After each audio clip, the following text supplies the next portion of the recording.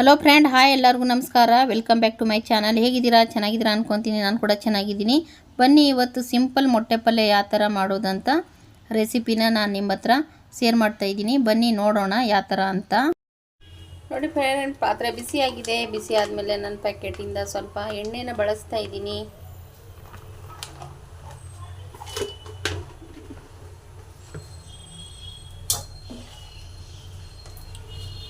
ಎಣ್ಣೆ ಬಿಸಿ ಆದಮೇಲೆ ಕಟ್ ಮಾಡಿರೋಂಥ 4 ಈರುಳ್ಳಿನ ಹಾಕ್ಕೊತಾ ಇದ್ದೀನಿ. ನೋಡಿ,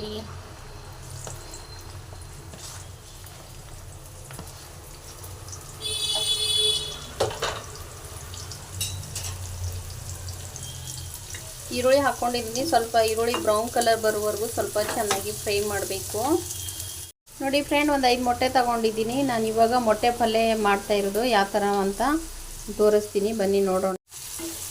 ನೋಡಿ, ಕಲರ್ ಚೇಂಜ್ ಆಗ್ತಾ ಇದೆ. ಈರುಳ್ಳಿ ಸ್ವಲ್ಪ ಬ್ರೌನ್ ಕಲರ್ ಬರೋವರೆಗೂ ಫ್ರೈ ಮಾಡ್ಕೋಬೇಕು. ಚೆನ್ನಾಗಿರುತ್ತೆ. ಮೊಟ್ಟೆ ಪಲ್ಯನ ಮಾಡ್ತಾಯಿದ್ದೀನಿ ನಾನು. ಮೊಟ್ಟೆ ಬುರ್ಜಿ ಅಂತಾರಲ್ಲ, ಅದನ್ನ ಮಾಡ್ತಾಯಿದ್ದೀನಿ.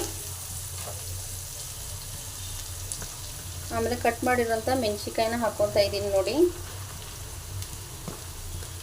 ನೀವು ಮೆಣಸಿಕಾಯಿ ಬೇಡ ಅಂದರೆ ಖಾರದ ಪೌಡ್ರ್ ಹಾಕ್ಕೋಬೋದು ಫ್ರೆಂಡ್. ನಾನು ಮೆಣಸಿಕಾಯಿ ಹಾಕ್ಬಿಟ್ಟು ಮಾಡ್ತಾಯಿದ್ದೀನಿ.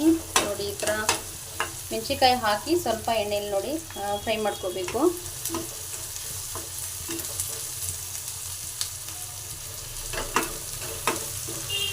ಮೆಣಸಿಕಾಯಿನೂ ಫ್ರೈ ಆದರೆ ಎಣ್ಣೆಯಲ್ಲಿ ತುಂಬ ಚೆನ್ನಾಗಿರುತ್ತೆ. ಹಾಗಾಗ್ಬಿಟ್ಟು ಮೆಣಸಿಕಾಯಿ ಹಾಕಿದ್ದೀನಿ. ಆಮೇಲೆ ಕಟ್ ಮಾಡಿರೋಂಥ 1 ಟೊಮೆಟೊ ಕಟ್ ಮಾಡ್ಕೊಂಡಿದ್ದೆ. ದೊಡ್ಡದಾಗಿ 1 ಟೊಮೆಟೊ ಕಟ್ ಮಾಡಿದ್ದೀನಿ.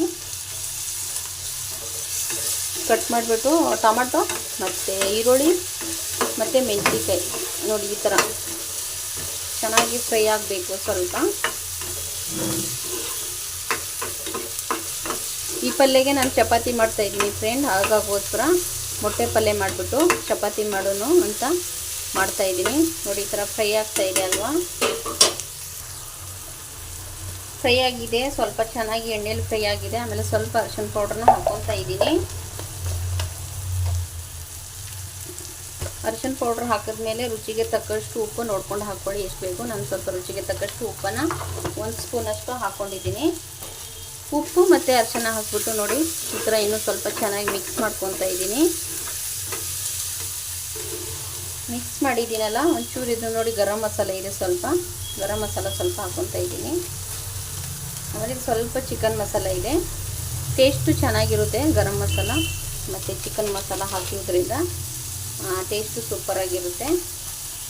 ಗರಂ ಮಸಾಲ ಚಿಕನ್ ಮಸಾಲ ಹಾಕಿದ್ಮೇಲೆ ಫ್ರೈ ಮಾಡ್ಕೊತಾ ಇದ್ದೀನಿ. ನೋಡಿ, ಇವಾಗ ನೋಡಿ ಒಂದೊಂದಾಗಿ ಮೊಟ್ಟೆ ತೊಗೊತೀನಿ.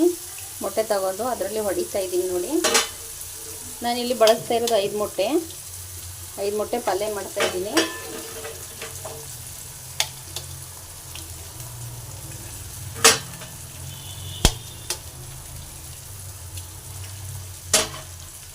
ನೋಡಿ, ಎಲ್ಲ ಮೊಟ್ಟೆ ಹಾಕ್ಕೊಂಡಿದ್ದೀನಿ. 5 ಮೊಟ್ಟೆ ಇತ್ತು, 5 ಮೊಟ್ಟೆನ ಹಾಕ್ಕೊಂಡಿದ್ದೀನಿ.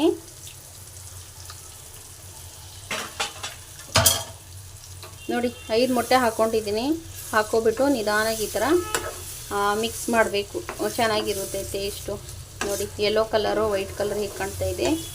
ಎಗ್ ಬುರ್ಜಿ ಅಂತಾರೆ ಇದಕ್ಕೆ. ಹಾಗ್ಬಿಟ್ಟು ನಾನು ಮೊಟ್ಟೆ ಪಲ್ಯ ಮಾಡ್ತಾಯಿದ್ದೀನಿ. ನೋಡಿ, ನೀವು ಬೇಕಂದರೆ ಮೆಣಸಿಕಾಯಿ ಬೇಡ ಅಂದರೆ ಖಾರದ ಪೌಡ್ರ್ ಹಾಕ್ಕೊಳ್ಳಿ ಫ್ರೆಂಡ್.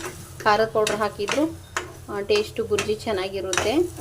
ಇದು ಚೆನ್ನಾಗಿ ಸ್ವಲ್ಪ ಬೇಯಿಸ್ಕೋಬೇಕು, ಫ್ರೈ ಮಾಡ್ತಾ ಇರಬೇಕು ಸ್ವಲ್ಪ. ನೋಡಿ, ಈ ಥರ ಫ್ರೈ ಮಾಡ್ತಾನೇ ಇರಬೇಕು. ಅಂದರೆ ಟೇಸ್ಟು ತುಂಬ ಚೆನ್ನಾಗಿರುತ್ತೆ. ಜೋಳದ ರೊಟ್ಟಿ ಚಪಾತಿಗಾಗಿರಲಿ ಸೂಪರಾಗಿರುತ್ತೆ ಟೇಸ್ಟು. ಬೇಯಿಸಬೇಕು, ಒಂದು 5 ನಿಮಿಷ ಬೇಯಕ್ಕೆ ಬಿಡ್ತೀನಿ. ನೋಡಿ, ಬೇಯ್ತಾ ಇದೆಯಲ್ಲ, ಹೆಂಗೆ ಅಂಟಿಸ್ತಾ ಇದೆ ಪಾತ್ರೆಗೆ. ನೋಡಿ, ಈ ಥರ ಸೂಪರಾಗಿ ಪಲ್ಯ ರೆಡಿ ಆಗ್ತಾ ಇದೆ.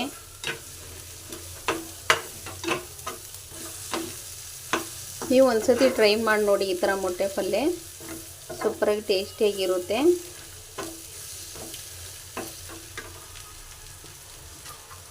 ನೀವು ನೋಡಿ, ಸ್ವಲ್ಪ ಕೊತ್ತಂಬರಿ ಸೊಪ್ಪು ಇತ್ತಲ್ವ, ಕೊತ್ತಂಬರಿ ಸೊಪ್ಪನ್ನು ಹಾಕ್ಕೊತಾ ಇದ್ದೀನಿ ನಾನು. ನೋಡಿ, ಕೊತ್ತಂಬರಿ ಸೊಪ್ಪು ಹಾಕ್ಕೊಂಡಿದ್ದೀನಿ. ಕೊತ್ತಂಬರಿ ಸೊಪ್ಪು ಹಾಕಿದ್ಮೇಲೆ ಒಂದು 5 ನಿಮಿಷ ಮಿಕ್ಸ್ ಮಾಡ್ತೀನಿ. ನೋಡಿ,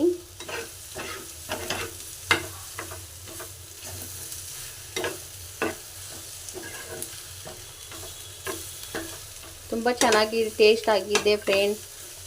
ಎಗ್ ಬುರ್ಜಿ, ಮೊಟ್ಟೆ ಪಲ್ಯ.